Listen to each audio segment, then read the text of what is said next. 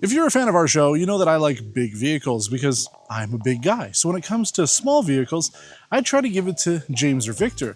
But it was hard to pass up an opportunity to drive the new 2025 Mini Cooper S 5-door because it is a new generation, it's a whole new look, and they still are fun, sporty little cars. And really, it is one of the smallest new cars that you can still buy here in North America today because pretty much everybody else has gotten out of the small car game. So today we're going to be going over what's changed for this fourth generation, with all the changes inside and out. We're going to talk about the engine, the performance, take it on the road, and go over what you need to know if you're in the market for this vehicle. And then at the same time, Victor's driving the convertible version of the Mini Cooper, so his video is a good one to check out too if you're curious to see which one you should go for. So let's get started.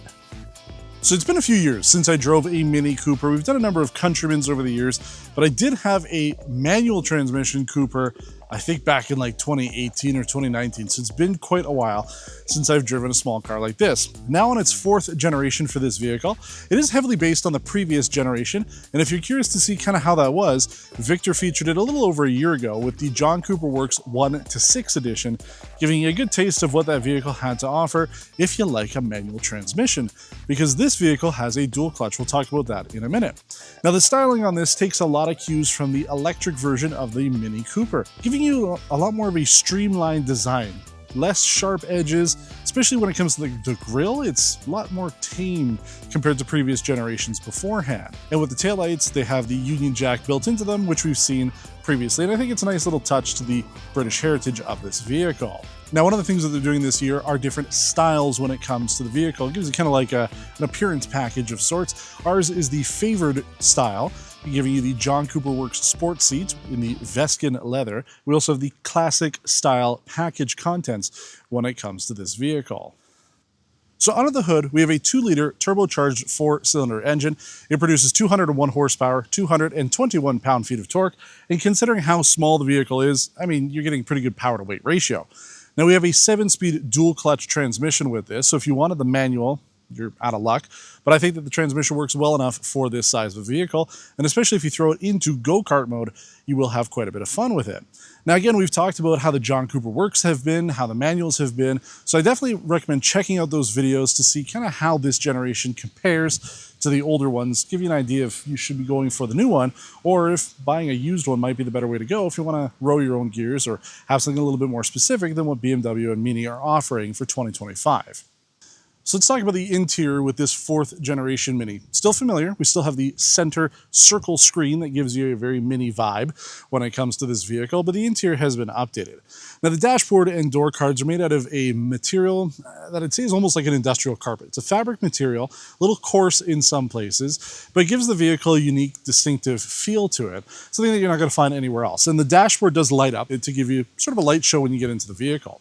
And then there's also this luggage-inspired strapping that goes on the steering wheel, little center console area, as well as the dashboard, almost like straps that you would have put on your old school Mini because there wasn't any space to put your luggage. You'd strap it to the back or onto the roof using these straps. They're kind of like seatbelt material almost as well. So I think it's kind of cool. It's a nice little design trait, and that's one of the main reasons why you're going to be buying a Mini over any of the other vehicles. Not that there are any left in this segment, but you're getting that unique characteristic that comes with a vehicle like this that you can't find anywhere else. Aside from that, we've got most of the creature comforts that you would expect: heated front seats, heated steering wheel, dual zone automatic climate control, a color head-up display, which is important because there isn't really a driver information cluster. It's all in the infotainment system. And that would be my only complaint. While the HUD is pretty good, giving you different themes and fields depending on which mode you put it in, there isn't quite enough information on the HUD. One thing I would like to see would be the turn signals. And I know some brands like Lincoln have incorporated that into their HUD. Just because the center console has that information, I would have preferred to see that in the head-up display. Just makes it a little bit easier since as a driver, you're going to be using that more to see your speed and all that. Just put the turn signals in it. It's not that hard. But aside from that, everything else, pretty much what you would expect to find at a price point just under $50,000 Canadian. But I think it's time that we hit the road now. I'll tell you what my thoughts are on this, how it compares to some of the other sportier vehicles we've driven over the last little while, and if you should be buying a 2025 Mini Cooper S. All right, my friends, we're off in the Mini Cooper S. Yeah, I don't fit in this super well. Legroom's fine. Headroom, surprisingly, is fine. It's the shoulder room. right? I'm a big guy, right? There's no denying it. Just because my arm, it wants to be a couple inches freer here, but it's fine. It works out well. I mean, I look kind of comical driving it, but you know what? It's an enjoyable car. I really don't have anything negative to say about it because it's not the car's fault that I'm big. It's my fault. But let's talk a little bit about the car. 5.2 liters per 100 kilometers is how we completed our new test loop. I don't have anything to compare it to, even if we were still in St. Thomas, because I haven't driven a Mini out there, right? We don't have anything that compares to this. I mean, you know, you could argue that BMW 2 Series, the Grand Coupe, kind of comparable, I guess, in size, and then so they're like the Mercedes A-Class. I mean, they killed that, so it doesn't exist anymore. But yeah, there's not much. I mean, if you want like a little car, I know it's pricey. It starts at $40,000 Canadian, so it's a little bit pricey. But I mean, you're getting a unique experience, right? Mini's always been a premium vehicle, so it's always going to be sitting up a little bit more expensive than kind of anything else out there. But there just isn't anything else out there anymore. This is kind of sitting on its own. Now, if you want like the sportiest experience, go for the John Cooper Works. We've driven a number of them over the years. They're always fun. They have a lot more power. This is a good daily driver, and that's what I've really appreciated about this, especially at that 5.2 liters per 100 kilometers. My 300-kilometer drive home was 18 liters of fuel. It cost me like $30, right? Because you got to put premium in here, so it was like $1.50, something like that, 40 something. I don't know, whatever. Math isn't my forte.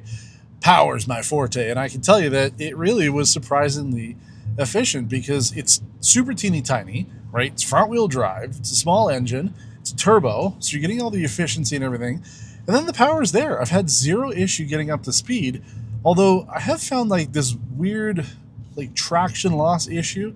We'll see if we can get it to do it here, but every time I go off the line, because I'm not usually in go-kart mode like we are here, so it might not work exactly the way that I expect it to, but usually when I get off the line, there's like, didn't do it there, but there's like a little bit of slippage. It's like the wheels aren't quite getting traction, but the performance is there. Look, I'm getting up to speed pretty quick. Good amount of power out of it. It sounds pretty decent too. I have no complaints about that. So efficiency is good. We've got the adaptive dampers on here. You know, it's like a $500 US option, $600 here in Canada. I don't know if I feel it, but I mean, you do feel quite a bit of the road, so that's one thing. But I mean, handling is really good, right? Like, yeah, there's a little bit of body roll as I do some silly maneuvers here, but I mean, it's well planted, and Mini still deserves to be able to have a go-kart mode on this vehicle because it really does drive like a go-kart, and especially because it's front-wheel drive. Yeah, I was ripping it around a little bit yesterday just for fun, and it really does feel like you're driving a go-kart because as you're going through a corner, like you're making that turn, and as soon as you pull the power, the car's pulling you forward, right? It's distinctive with a front-wheel drive vehicle, and especially a light, small vehicle like this really does give you those characteristics. So it's a fun car to drive. You don't necessarily need to have the JCW to get the most enjoyment out of it. And really, it's been fun. I mean, like I'm driving a British Racing Green little Mini Cooper. It goes, right? Look at that. A little bit of torque steer there off the line, but the performance is there. So I've been pretty impressed with it.